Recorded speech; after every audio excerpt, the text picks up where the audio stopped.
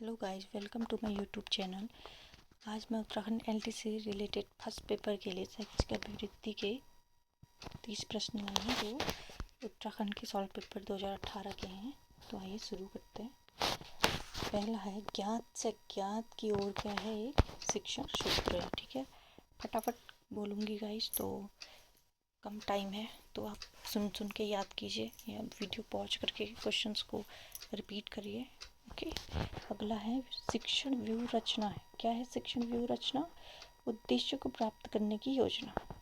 अगला, grading, coding, अंकन एवं क्रेडिट संचय प्रणालियाँ मुख्य उदाहरण है। किसका उदाहरण है? अधिगमकर्ताओं की उपलब्धि के आकलन की गणना विधि का। ठीक है। अगला है, दल शिक्षण में दल है। दल क्या है? अध्यापकों का जो शिक्षण योजना को तैयार करके उसका क्रियान्वयन करता है। ठीक है। अगला है, चिंता का वह स्तर जो छात्र को सीखने के लिए तैयार करता है, वह है सामान्य चिंता। अगला है, यह सामाजिक वातावरण में आयोजित किया जाने वाला एक निश्चित उद्देश्यपूर्ण क्रियाकलाप है। क्या है? प्रोजेक्ट। अगला, शिक्षा का अधिकार अधिनियम 2009 में प्रावधान है। किसका है? उपरोक्त सभी। कौन कौन है वो? निःशुल्क एवं अनिवार्य शिक्षा का अधिकार, बालक को शारीरिक एवं मानसिक दंड का निषेध, बाल अधिकारों के संरक्षण की व्यवस्था 2000 शिक्षा के अधिकार 2009 के अधिनियम में दिया गया है। ठीक है। अगला है, आवश्यकता के पदानुक्रम सिद्धांत के प्रतिपादक कौन थे? मैस्लो, अब्राहम मैस्लो थे। ठीक है। सामूहिक शिक्षण करते समय विद्यार्थियों की व्यक्तिगत समस्याओं के समाधान हेतु निम्नलिखित में से आप कौन सी विधि का प्रयोग करेंगे? कौन सी विधि होगी? अनुवर्ग विधि। संप्रेषण प्रक्रिया में शिक्षक का व्यवहार शाब्दिक से अशाब्दिक तक हो सकता है। यह सही है कथन। ठीक है। अगला, कक्षा कक्ष संप्रेषण हेतु सूक्ष्म शिक्षण क्यों आवश्यक है? क्यों है? विभिन्न कौशलों के विकास हेतु। अगला है, अध्यापक होने के नाते यदि आप किसी विद्यार्थी की बुरी आदत को सुधारना चाहते हैं तो क्रियात्मक योजना बनाते समय आप अधिगम के किस सिद्धांत को ध्यान में रखेंगे? किसको रखेंगे? शास्त्रीय अनुबंधन सिद्धांत को क्या रखेंगे? हम ध्यान में रखेंगे। किसने दिया शास्त्रीय अनुबंधन सिद्धांत? पॉलो। अगला है, व्यक्तित्व किसी व्यक्ति के व्यवहार का कौन सा पक्ष? गैर संज्ञानात्मक पक्ष। अगला, विद्यार्थियों को कठिन शब्दों का अर्थ समझाने की व्यवहारिक विधि है उन शब्दों को वाक्य में प्रयोग करके पढ़ाना। अगला है, एक बालक काले कुत्ते, काली बिल्ली एवं काले कोट को देखकर डरने लग गया है। इस प्रकार के अनुबंधन में निहित है उद्दीपक का सामान्यीकरण। उद्दीपक का सामान्यीकरण। ठीक है। अगला, आनुवांशिक गुणों का वास्तविक संवाहक क्या है? क्या है? जीन्स। आनुवांशिक गुणों का वास्तविक संवाहक क्या है? हमारा जीन्स। निम्नलिखित, अगला, निम्नलिखित में से एक शैक्षिक मापन की विधि नहीं है। कौन सी? मानक संदर्भित परीक्षण।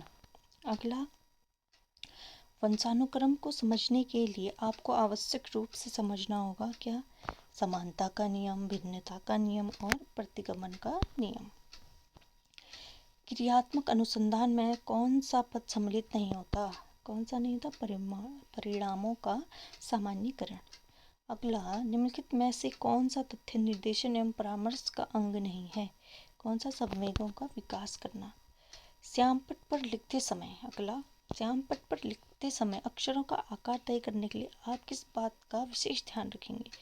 श्यामपट्ट तथा विद्यार्थियों के मध्य की दूरी को क्या रखेंगे? आप क्या रखेंगे? श्यामपट्ट तथा विद्यार्थियों के मध्य की दूरी को ध्यान में रखेंगे। अगला प्रश्न है, संज्ञानात्मक व्यवहारगत कौशल के अंतर्गत विद्यार्थी को सैद्धांतिक कथनों के उपयोग को वास्तविक परिस्थितियों में समझने में सक्षम बनाना कहलाता है क्या? अनुप्रयोग। अगला, निम्नलिखित में से किसी विद्यार्थी के आंतरिक मनोभावों के माप की सर्वोत्तम प्रविधि कौन सी है? प्रत्यारोपण विधि। अगला, शिक्षण अभियोग्यता से तात्पर्य शिक्षक के व्यवसाय की सभी वांछित योग्यताएं रखना। अगला, आप अपने विद्यार्थियों में मुख्य तौर पर स्व अनुशासन किस प्रकार विकसित करेंगे?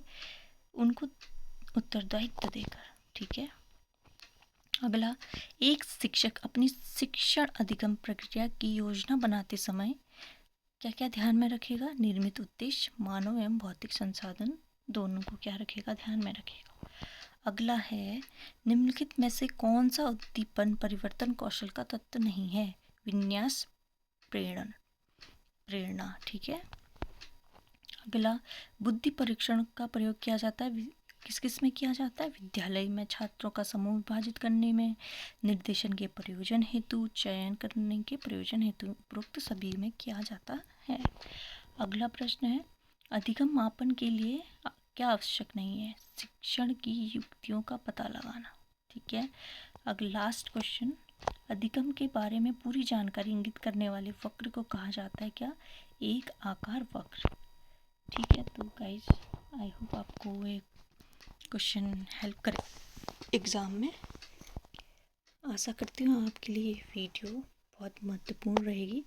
आप इसे पेपर देने से पहले ज़रूर 2x की स्पीड में ज़रूर सुन के जाइएगा। Okay, thanks for watching.